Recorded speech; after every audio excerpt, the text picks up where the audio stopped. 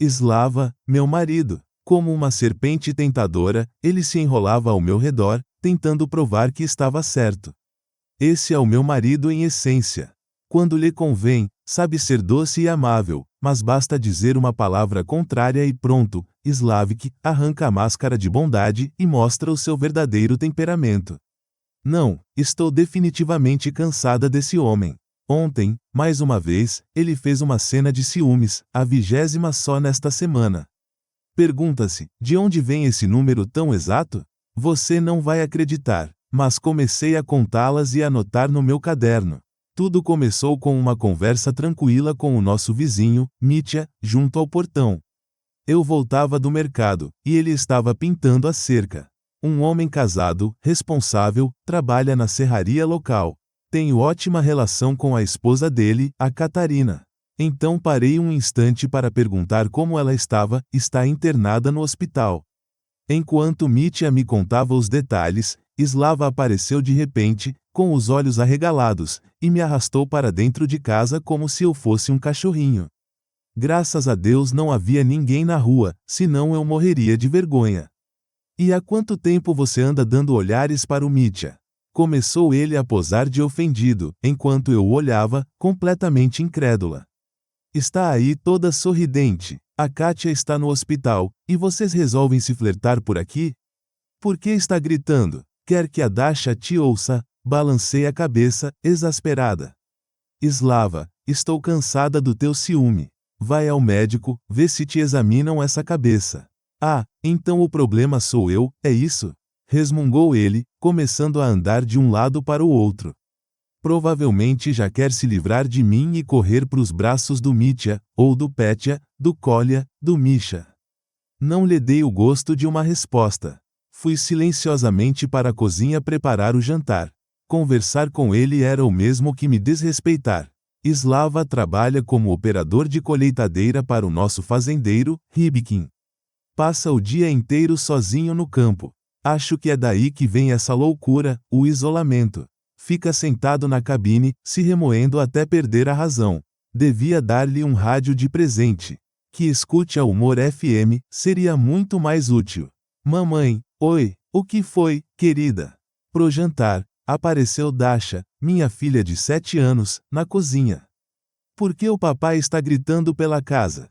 Hoje temos pilaf pro jantar, e o papai está gritando, por causa do temperamento dele, respondi, cansada, mas com um leve sorriso. Mais alguma pergunta? A professora Ana Konstantinovna mandou levar amanhã 400 rublos. A gente vai numa excursão pro museu da cidade. Depois vamos ao café e ao parque. Começou ela a contar animada, listando todos os detalhes da viagem. Suspirei. Que péssima hora para isso. Ainda faltava uma semana pro pagamento, e o dinheiro já estava todo comprometido. Filha, pede pro seu pai, tá bem? Sugeri. Na verdade, eu só tinha o suficiente para as compras da semana. Tinha certeza de que ele guardava algo. Dasha foi até a sala falar com o pai. Fiquei escutando. 1 minuto depois, ouvi o inevitável, quanto? 400? Isso é um roubo em plena luz do dia. Nem me surpreendi. Vyacheslav sempre fora um pão duro. Do tipo que nem neve no inverno se consegue arrancar dele. Sentei-me na cadeira e comecei a pensar, por que mesmo eu me casei com esse homem? Suas qualidades positivas são poucas, talvez só uma, não bebe, ao contrário dos outros. E olhe lá, obrigada, já é bastante. Na verdade, eu nunca fui uma mulher do campo. Vim morar em Perepilovica, o nome da aldeia já é engraçado. Foi há 8 anos, depois que terminei a faculdade de medicina. Naquela época, eu tinha um espírito rebelde. Queria tornar o mundo melhor, mais limpo, mais saudável, por assim dizer. Mamãe tentou me dissuadir, mas eu nem quis ouvir. Deveria ter ouvido. E o que eu tenho agora? Um posto de enfermeira no pequeno ambulatório local, um marido mesquinho e ciumento. Graças a Deus, minha filha me dá alegria, é uma boa aluna, tem um coração bondoso, é tranquila. Enquanto isso, Slava já estava na sala, dando uma palestra à criança sobre o que é dinheiro e o quão difícil é ganhá-lo. Ele definitivamente precisa arrumar um papagaio falante e colocá-lo na cabine da colheitadeira. Com seu jeito enfadonho, o meu marido seria capaz de sugar o cérebro de qualquer um, direto por um canudinho. Slava, deixa a menina em paz e vem jantar, entrei na sala. Se você tem pena de dar dinheiro a Dasha, sem problema.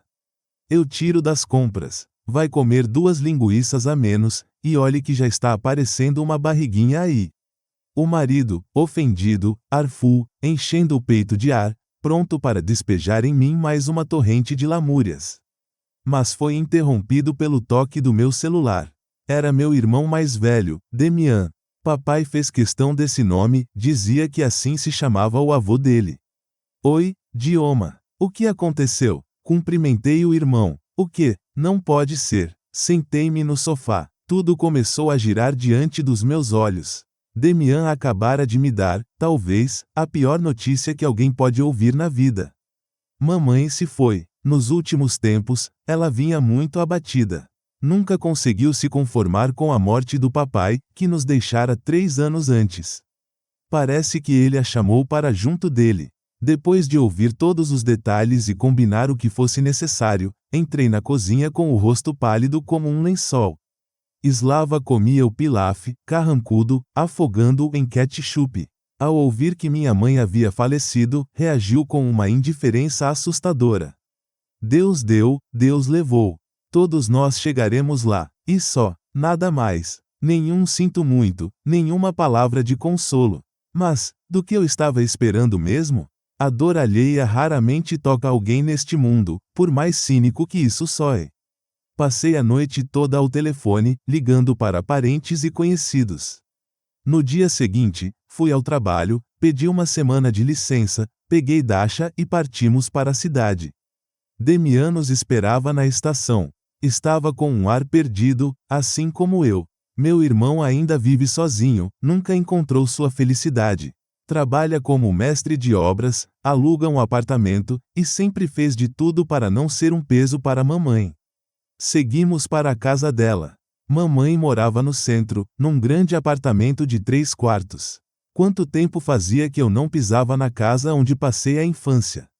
Nada havia mudado. O mesmo tapete na parede da sala, os mesmos desenhos infantis nas paredes do quarto que eu dividia com Demian. Tudo igual, só faltava uma coisa, a nossa mãe. Veio muita gente se despedir dela. Mamãe dedicou a vida inteira ao ensino de língua e literatura russa, formou gerações de pessoas maravilhosas. Todos, naquele dia, traziam flores, palavras de carinho e gratidão. Todos vieram acompanhar mamãe em sua última jornada. Todos, exceto o meu querido marido e a sogra, Polina Alexeyevna. Anotei mentalmente esse fato. Como se diz, tirei as conclusões necessárias.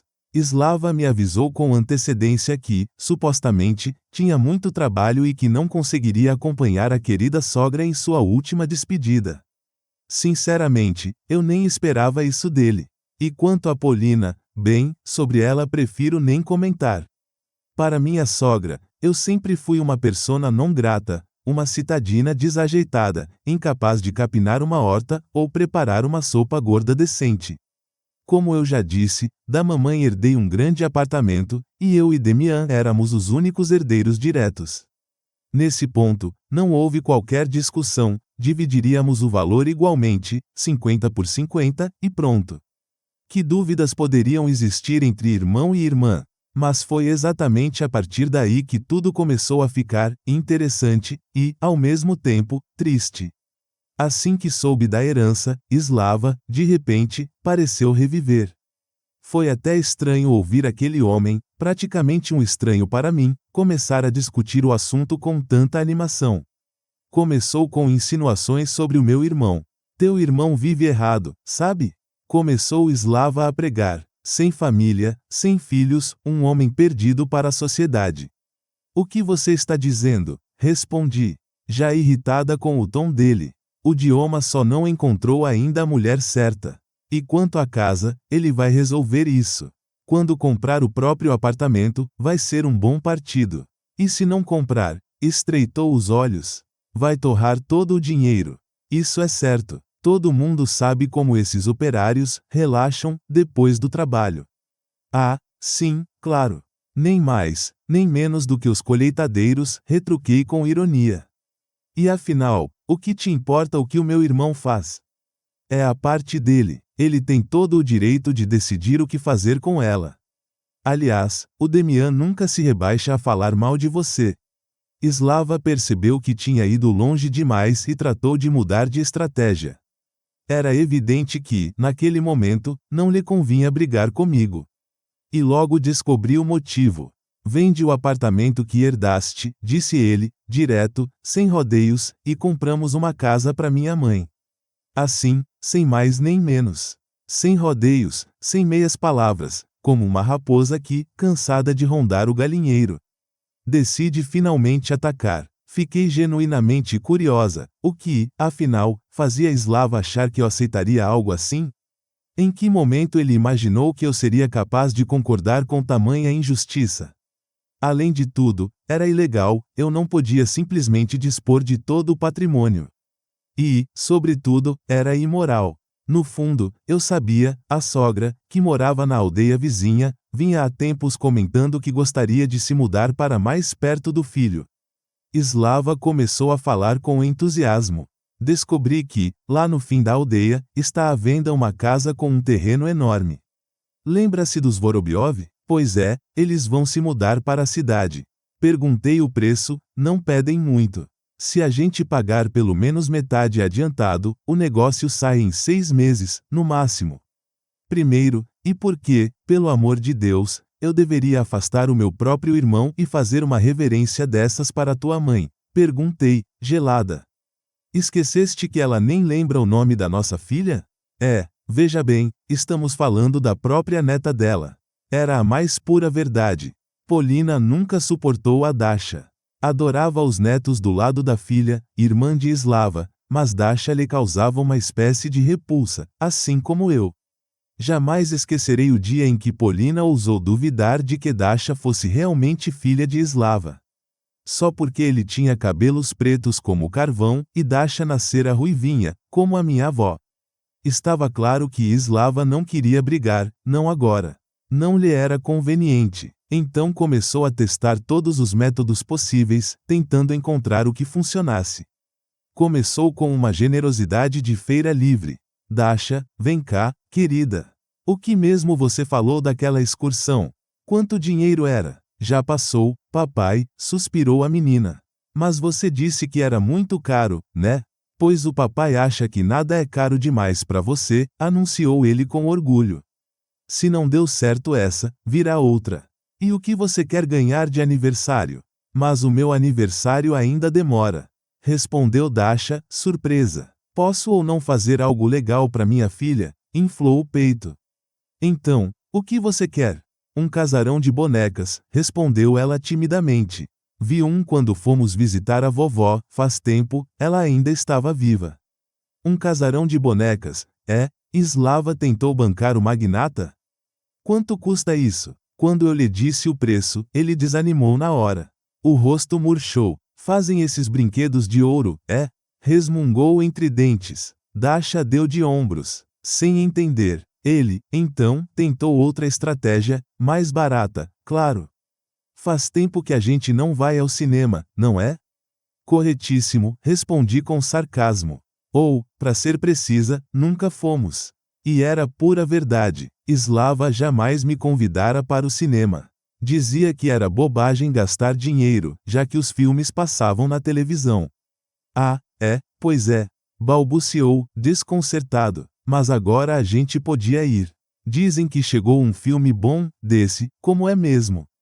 Hollywood. Deu-me vontade de rir. O jeito grosseiro com que ele tentava me comprar, a mim e a filha, era quase patético. Mas o melhor ainda estava por vir. No dia seguinte, Polina apareceu. Olha só para minha netinha. Como cresceu, exclamou, fingindo ternura, passando a mão na cabeça de Dasha. A vovó trouxe doces, trouxe biscoitos. Mamãe diz que doce estraga os dentes, respondeu Dasha, erguendo o queixo com orgulho. Ela nunca gostara da avó, para ser sincera, não gostava dela nem um pouco. Pois é, cresceu mesmo, confirmei. Considerando que a senhora, Polina Alexeyevna, viu a neta pela última vez há 5 anos, agora ela já tem 7. Mãe e filho se entreolharam. Estava claro que perceberam, a bajulação barata não surtiria efeito. Então mudaram de tática, e vieram com tudo. Você vive às minhas custas, junto com a sua filha, começou Slava, aos gritos. Tudo o que tem nesta casa foi ganho com estas mãos aqui, trabalhadoras e calejadas. Polina balançava a cabeça grisalha, concordando com cada palavra do filho. Ali, naquele momento, mostraram seu verdadeiro rosto. Até então, era só presente, doce e sorriso forçado. E sabe de uma coisa? De repente, senti um nojo profundo deles. Pareciam mesquinhos, ridículos, vazios. Era por aqui que vocês deviam ter começado, respondi, com calma e dignidade. Poupando o cinema, o Hollywood e os caramelos. Não vou permitir que se metam nos meus assuntos familiares. Vocês não têm direito algum sobre o que não lhes pertence. E o que vai fazer, então? Zombou o marido. Para começar, eu e Dasha vamos embora para a cidade, respondi. Lá está a minha família. Aqui, vocês parecem um bando de aranhas num pote. A comparação não agradou Slava nem sua mãe, mas eles se calaram. Depois disso, querido, continuei, firme, vou me separar de você. E vou levar comigo a parte da casa que é minha por direito, foi adquirida durante o casamento. Foi uma bofetada verbal. Dasha, vá arrumar suas coisas. Resolvi rapidamente todas as formalidades, trabalho, escola de Dasha, e ninguém me dificultou. Agora, somos moradoras da cidade. E, sinceramente, não nos arrependemos nem por um segundo.